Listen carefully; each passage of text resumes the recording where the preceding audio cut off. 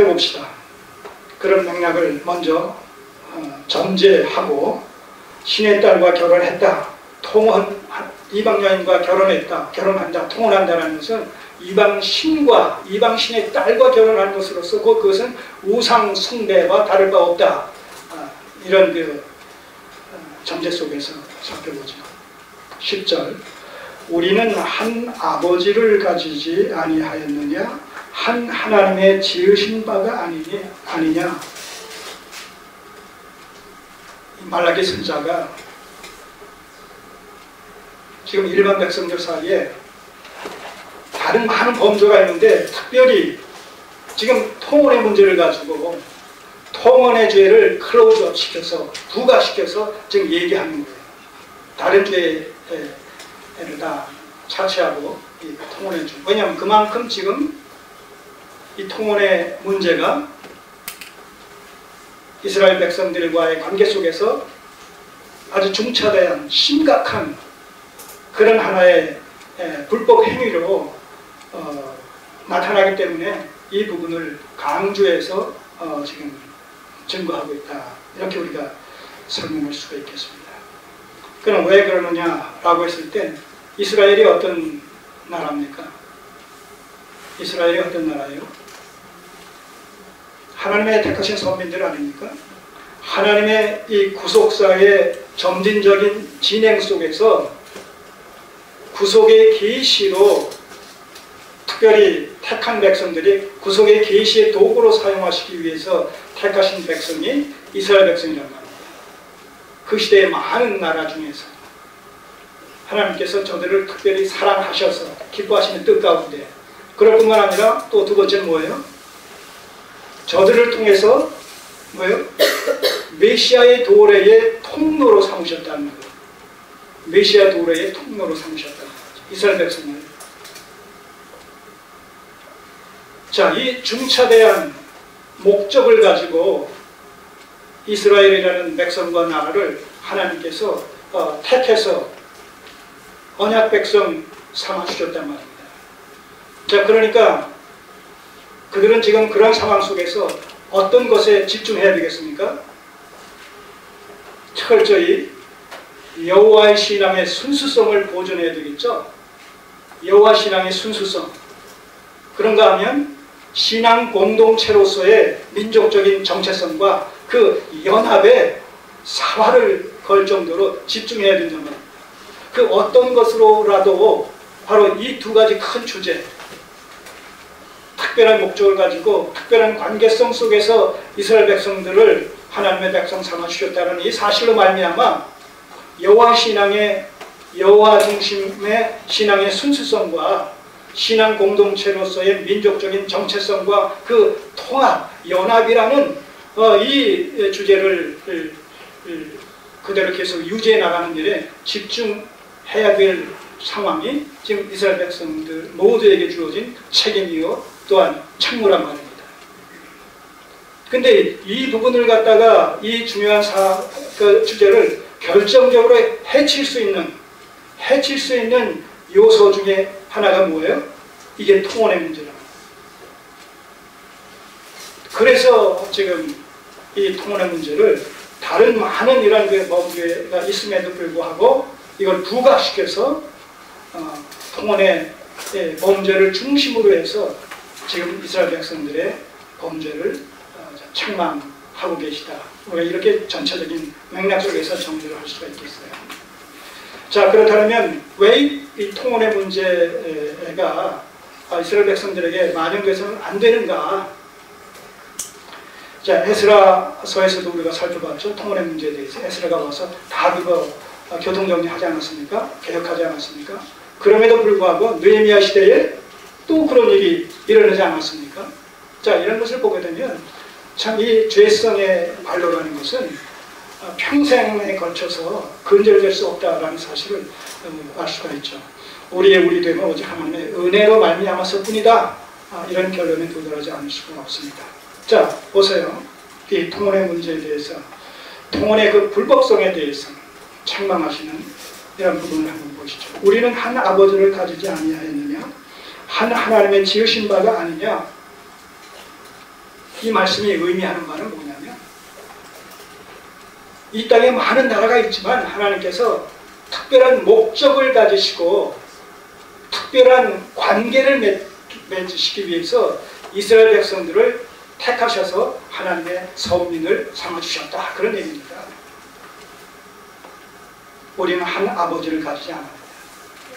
하나님과 이스라엘 백성들과의 부자관계, 하나님께서 친히 저들을 많은 나라 중에 많은 민족 중에 택해 주셔서 하나님의 자녀 삼아주셨다. 그래서 하나님은 저들의 아버지가 되시고 저들은 하나님의 자녀와 백성이 되어지는 이 관계를 맺어주셨다는 것이죠. 그런가 하면 또 한 하나님의 지으신 바가 아니냐. 하나님께서 이스라엘 백성을 향해서 이사야서에 보게 되면 내가 나의 내게 찬송을 부르게 하기 위해서 내가 저들을 만민 중에 지었다. 이런 그 표현들이 있습니다. 이사야서 43장에 보게 되면 어쨌든 여기서 한 아버지를 가졌다, 한 하나님의 지으신 바다 라는 것이 의미하는 말은 아까 얘기한 대로 정치적인 관점에서 하나님의 특별한 목적하에 특별한 관계를 맺게 해주시기 위해서 수많은 나라 중에 차별적으로 구원해 주신, 택해 주신 이런 하나님의 친백성들이다 라는 그런 그 각별한 의미가 여기 담겨 있습니다. 자, 그렇기 때문에 한 아버지와 한 하나님의 지음을 받은 자로서 그 유별남과 그 특별함과 각별함을 그대로 보존하고 유지해야 된다는 거예요. 그런데 지금 상황은 어떻게 됐어요? 지금 통혼이 일어나고 있단 말이죠. 지금 통혼이 만연되어진 이런 상황 속에서 이 말씀을 지금 하나님께서 말라기 선지자를 통해서 지금 선포하신 것 아니겠습니까? 그런 의미에서 너희는 어찌하여 우리 각 사람이 자기 형제에게 괴사를 행하느냐?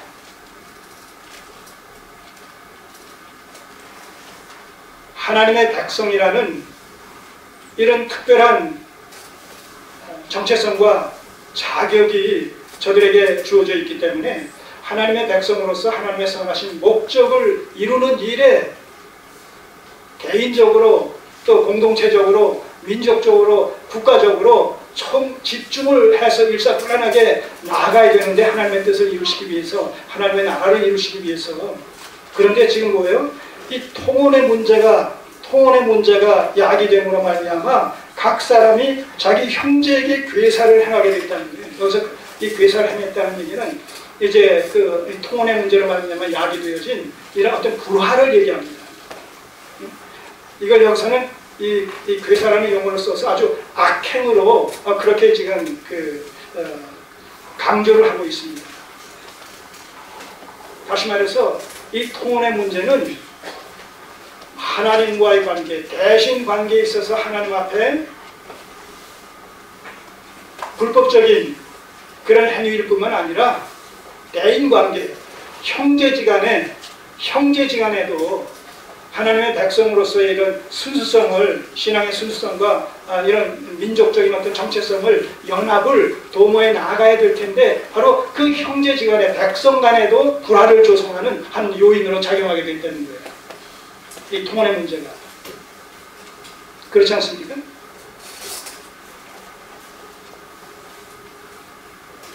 그리고 그런 통혼의 문제는 결국 나아가서 우리 열조의 언약을 욕되게 하느냐, 열조의 언약을 욕되게 하는 행위가 된다는 말이죠. 여기서 열조의 언약이다라고 하게 되면 뭐예요? 아브라함과 맺어주시고 이삭과 맺어주시고 야곱과 맺어주신, 그래서 아브라함 언약으로 대변되어지는 이 언약이란 말입니다. 그 아브라함 언약의 내용이 뭐예요? 무엇으로 구성되어 있어요? 자선 언약, 땅 언약, 왕 언약, 열국의 복의 그분. 여기 자선 언약이 약속되어 있지 않습니까? 아브라함의 후손들로 말미암아 하나님의 백성을 삼아주시겠다는 이런 약속이 이 열조의 언약 속에, 아브라함 언약 속의 핵심 주제 중에 하나란 말이죠. 그런데 지금 이 통혼의 문제가 야기되어지게 되면 어떤 문제가 일어나는 거예요?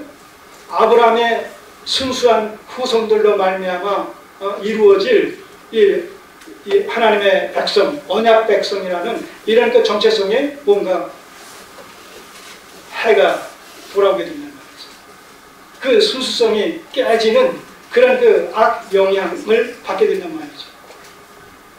그렇기 때문에 이 통혼의 문제는 개인의 문제가 아니라 하나님과의 문제와 또 형제지간의, 민족 간의, 백성 간의 이런 문제, 쌍방 간의 이중적인 문제를 야기시키는 엄청난 범죄 행위가 성립되어진다는 것이죠.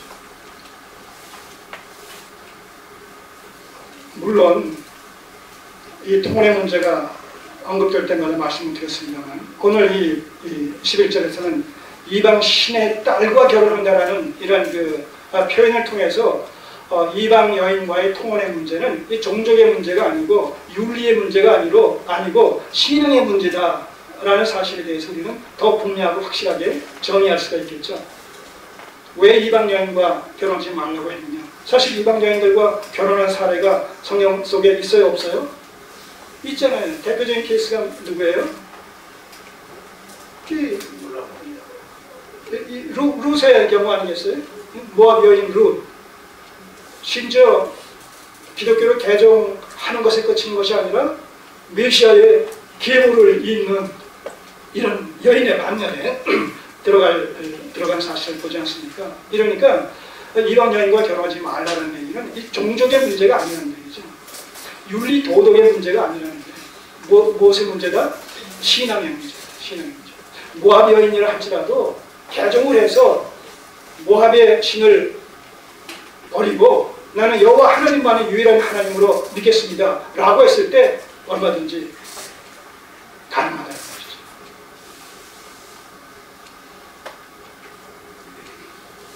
가나안 여인 라합도 마찬가지 아니겠어요? 다 메시아의 계보를 잇는 이방 여인이니까요.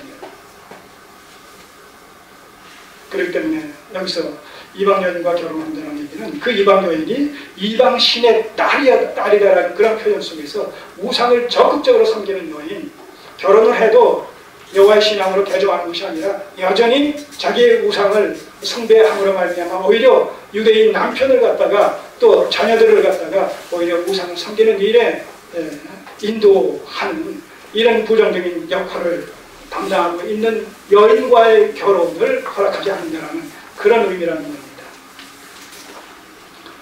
자, 그리고 그것은 더 확대되어져서 이제 어떤 현상이 빚어지고 있느냐, 이 통혼으로 말미암아 11절 유다는 괴사를 행하였고 이스라엘과 예루살렘 중에서는 가증한 일을 행하였으며 유다는 여호와의 사랑하시는 그 성결을, 여기서 성결은 남해주에 보게 되면 성소로 나옵니다.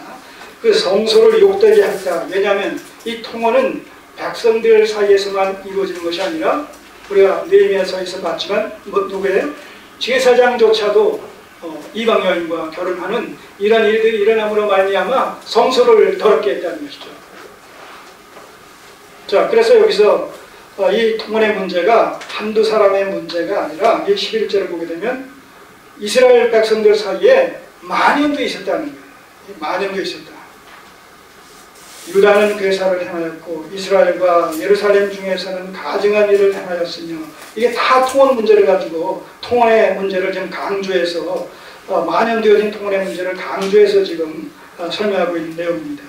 유다는 여호와의 사랑하시는 그 성결을 욕되게 하여, 심지어는 제사장 중에서도 이 통혼하는 자가 있어서 하나님의 거룩한 처소인 이 성소를 더럽히는, 욕되게 하는 이런 일들이 일어나고 있었다는 것이죠. 이방 신의 딸과 결혼하였습니다. 바로 여기서 이것이 통혼의 문제를